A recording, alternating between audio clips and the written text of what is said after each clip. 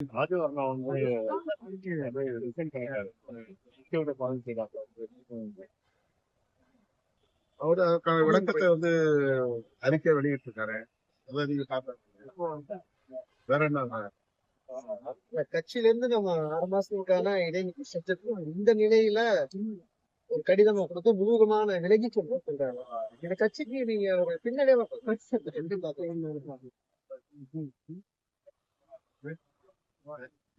அவர் நல்ல நோக்கத்தின் அடிப்படையில் தான் கட்சியில் வந்து இணைந்தார். எத்தனையோ பல அரசியல் கட்சிகளில் எனக்கு தொடர்பு இருந்தாலும் ஏன் திமுகவிலே கூட என்னால் இணைந்து செயல்பட்டிருக்க முடியும். ஆனாலும் கூட தலித் மக்களின் நலன்களுக்காக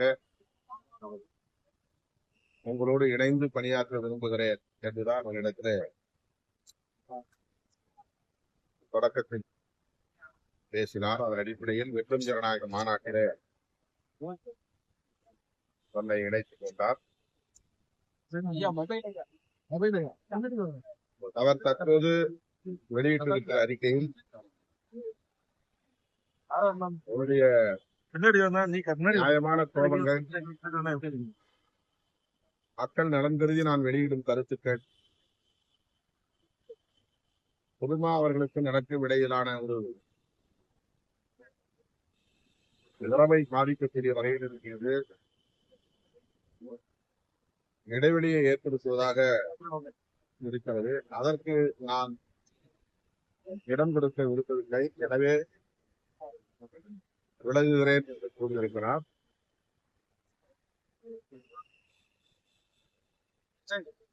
இடைநீக்கம் செய்யப்பட்ட பிறகு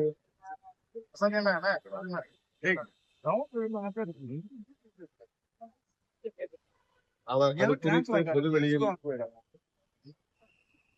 கருத்து சொல்வது தலைமையிடம் அல்லது அதற்கென நியமிக்கப்படுகிற ஒழுங்கு நடவடிக்கை அவர் விளக்கம் அளிக்கலாம். இந்த விளக்கம் ஏற்கப்பட்டு நடவடிக்கை தேவையில்லை என தலைமை கருதினால் அல்லது ஒழுங்கு நடவடிக்கை குழு கருதினால் மறுபடியும் அவர் கட்சியோ இணைந்து செயல்பட வாய்ப்பு. இதுதான் வந்து ஒவ்வொரு கட்சியிலும் பின்பற்றக்கூடிய ஒரு நடைமுறை. ஆனால் இடைநீக்கம் செய்யப்பட்ட அன்றே அவர் வெளியிட்ட அறிக்கை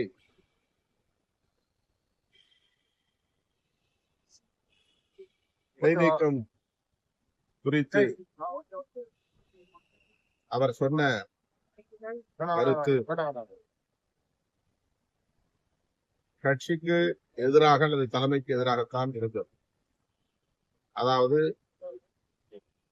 அந்த விளக்கம் அவருடைய பார்வையில் சரியாக இருந்தாலும் கூட ஒரு கட்சியின் நடைமுறைக்கு ஏற்புடையதாக இல்லை. அதாவது ஒரு சிஸ்டத்துக்குள்ளே நம்ம வந்து வருகிற போது அந்த சிஸ்டத்துக்கு அக்கஷ்டமாகுது. இணைந்து வேலை செய்வதற்கு அவருக்கு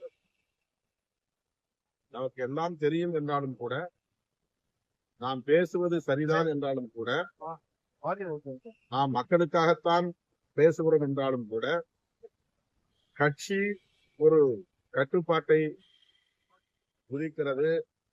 அந்த கட்டுப்பாட்டுக்குள் இருந்து இயங்க வேண்டும் என்று சொல்லுகிறது என்றால் அதற்கு இணங்குவதுதான் முதலில் முக்கியமானது. அதனால்தான் பௌத்தத்தில் கூட புத்தம் சரணம் கச்சாமி, தம்மம் சரணம் கச்சாமி, சங்கம் சரணம் கச்சாமி என்பதை ஒரு முழக்கமாகவே வைத்திருக்கிறார்கள். சங்கம் என்பது அமைப்பு. அமைப்புக்கு நான் கட்டுப்பட்டு நடப்பேன் என்பதுதான் பொருள். அறிவே உன்னை வணங்குகிறேன், அறமே உன்னை வணங்குகிறேன், அமைப்பே உன்னை வணங்குகிறேன் என்பதுதான் பௌத்தத்தில் இருக்கிற முக்கியமான விளக்கம். ஆகவே ஒரு கட்சிக்குள் வந்துவிட்டால் எவ்வளவு பெரிய ஆற்றல் படைத்தவர்களாக இருந்தாலும் கூட அந்த கட்சிக்கு கட்டுப்படுவது முக்கியமானது. இந்த கட்சியின் நடைமுறைகளுக்கு இணங்க செயல்படுவது முக்கியமானது. அவருடைய கோரிக்கைகள் நியாயமானதாக இருக்கலாம், அவருடைய குரல் நியாயமானதாக இருக்கலாம், அவருடைய பார்வையிலே அது சரியானதாக இருக்கலாம். ஆனால் அந்த குரல் கட்சியின் வழியாக ஒலிக்க வேண்டும். கட்சியின் நலன்களுக்கு இணங்கி அது செயல்பட வேண்டும். அதுதான் முக்கியமானது. அதை அவரிடத்திலே பல முறை நாம் சுட்டிக்காட்டியிருக்கிறோம். அவர் இந்த முடிவை எடுத்திருப்பது அவருக்கு சரி என்ற அடிப்படையில் தான் மேற்கொண்டிருக்கிறார். அவரை கட்சியிலிருந்து நீக்க வேண்டும் என்பதோ அல்லது கட்சியிலிருந்து அவர் வெளியேற வேண்டும் என்பதோ நம்முடைய நோக்கத்தில்லை. கட்சியின் நடைமுறைகளுக்கு கட்டுப்பட்டு அவர் இயங்க வேண்டும் என்பதுதான் அந்த இடைநீக்கம் நடவடிக்கையின் நோக்கமாகும்.